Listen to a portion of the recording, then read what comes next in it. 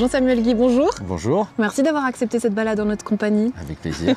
Alors en quelques mots, Jean-Samuel, présentez-vous, qui êtes-vous? Citoyen d'Oignon, très investi dans la vie de ma ville, tant au plan culturel que j'essaye aussi pas mal dans l'environnement, si je peux. J'ai pas mal de cordes à mon arc entre l'associatif justement et mes différents emplois. Multifonction, hein, c'est un peu ce qui vous définit. On va justement en parler au travers de cette balade. Je vous propose qu'on y aille. Jean-Samuel, en quelques mots, Nyon, cette ville, qu'est-ce qu'elle représente pour vous? Est-ce que vous êtes un enfant de Nyon, comme on les appelle? Alors je suis un enfant de Nyon, je suis juste pas né à Nyon en vrai. J'ai emménagé à Nyon mais j'avais 1 an, même pas je crois, quand mes parents déménageaient ici. C'est là que j'ai fait mes premières conneries d'adolescence, c'est vraiment là que j'ai tout fait, mon enfance, une bonne partie de mon école, le retour au gymnase après forcément. Donc ouais, c'est vraiment, c'est une ville auquel j'y tiens énormément. Je connais énormément de monde ici, puis c'est super plaisant en vrai de connaître sa ville, j'ai envie de dire. Ouais, ces conneries d'enfance, on va justement en parler parce que je crois que cette place des marronniers que vous avez choisie, elle est assez symbolique justement. Ouais, tout à fait. Alors elle a aussi une symbolique dans l'enfance quand on était encore jeune et innocent parce que du coup moi j'habitais juste à côté là-bas. Donc c'était quand même un des endroits où j'étais le plus quand j'étais gamin.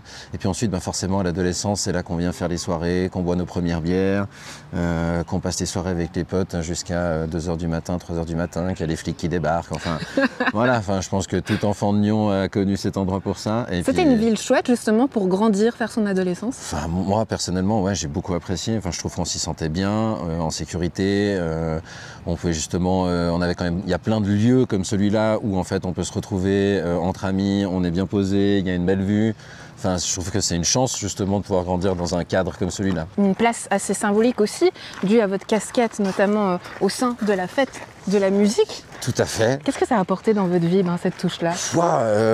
Énormément de choses. La fête de la musique, j'ai commencé via Paléo. Moi, je m'étais occupé de la scène qui était au bord du lac sous la cantine de Rive. Ensuite, je suis rentré au comité de la fête de la musique. Depuis 2 ans, là maintenant, j'ai la présidence de l'association, ce qui est un véritable plaisir parce que c'est chouette de pouvoir organiser un événement comme ça. Puis à la place des Marronniers, c'est une scène qu'on n'a pas faite depuis tant longtemps. Je crois que ça fait 5-6 ans qu'on y est.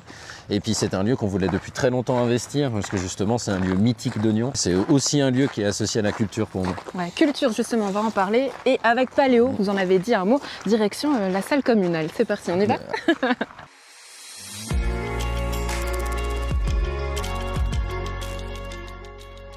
On arrive à la salle communale. Pourquoi avoir choisi ce lieu? C'est là qu'il y a eu lieu le premier Paléo, du coup.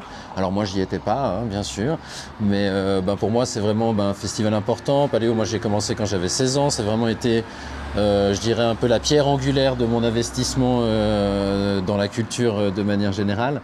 Et donc du coup j'ai choisi en grande partie pour ça, pour un peu symboliser ce premier festival qui lui ensuite m'a tellement apporté et qui m'a donné ensuite envie de m'engager dans la fête de la musique, ou par exemple juste comme bénévole aux hivernales, où moi je vais aux hivernales comme festivalier depuis la première édition, et puis là ça fait 2-3 ans que j'arrive à y aller comme bénévole, donc c'est un plaisir aussi de pouvoir participer à ça. C'est fermé, Jean-Samuel, on ne pourra pas rentrer. Non, mais si on regarde justement peut-être en arrière avec ces souvenirs, ces fameuses images de Paléo qu'on a tous vues avec ces ambiances un peu 60s, elles disent quoi peut-être de vous, de ce que vous vouliez ou pas Alors des fois elle dit j'aurais bien voulu naître 20 ans plus tôt pour connaître cette période un peu hippie qui avait l'air quand même assez folle. Et puis moi qui côtoie quand même pas mal de gens à Paléo, j'en connais plein qui racontent beaucoup d'anecdotes sur cette période.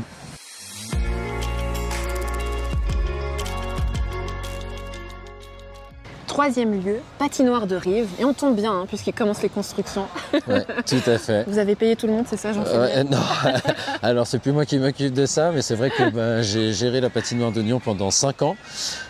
C'était mon emploi pendant l'hiver du coup, puis j'avais Paléo pendant l'été, donc moi j'ai eu cette chance d'avoir mes jobs de saisonnier, les deux dans la même ville, donc c'est vraiment super. Et puis alors quand on parle d'un cadre de travail, ouvrir les volets, d'avoir le soleil qui se lève sur le lac, c'est vraiment un pur plaisir. Le HC Nyon, c'est un club mythique chez nous, dans la région. Quel regard vous portez justement sur ce club? Monstre importance parce que justement c'est un peu les petites villes qui se battent pour avoir des équipes qui puissent jouer en championnat. Le HC Nyon a réussi à s'entraîner et à développer une équipe alors que la seule patinoire qu'ils ont à disposition c'est une petite patinoire comme celle-là, c'est pas une patinoire de compétition. Mais c'est vraiment chouette de se dire qu'on peut aller aussi loin dans des petites villes, dans des petits clubs comme ça. Ouais, Jean-Samuel, j'aimerais terminer avec une dernière question. Nyon, dans 10 ans, comment vous voyez cette ville? Ce que j'aimerais bien c'est qu'il y ait toujours une culture du bénévolat et de l'investissement comme ça dans la ville. Parce que moi je trouve enfin je sais pas comment c'est dans les autres villes, j'y ai pas vécu, mais j'ai l'impression qu'il y a quand même un tissu très très fort à Nyon. Aujourd'hui le bénévolat c'est un tissu qui s'étiole un petit peu, on est dans un monde où c'est quand même de plus en plus difficile de trouver du temps à s'investir bénévolement dans des activités. J'espère que dans 10 ans, il y aura toujours autant d'associations, de clubs sportifs et de gens qui sont motivés à s'investir. Et vous serez toujours là dans 10 ans ou d'autres projets? Normalement, en tout cas pour l'instant, j'ai prévu d'être là, mais on ne sait jamais ce que la vie elle peut m'offrir. Hein. Moi, je reste ouvert à toute opportunité, mais c'est vrai que pour l'instant, je suis attaché à ma ville et puis j'ai tout développé ici pour l'instant, donc j'ai envie de continuer. Jean-Samuel, merci beaucoup d'avoir partagé cette balade en notre compagnie. À très bientôt. Merci à toi.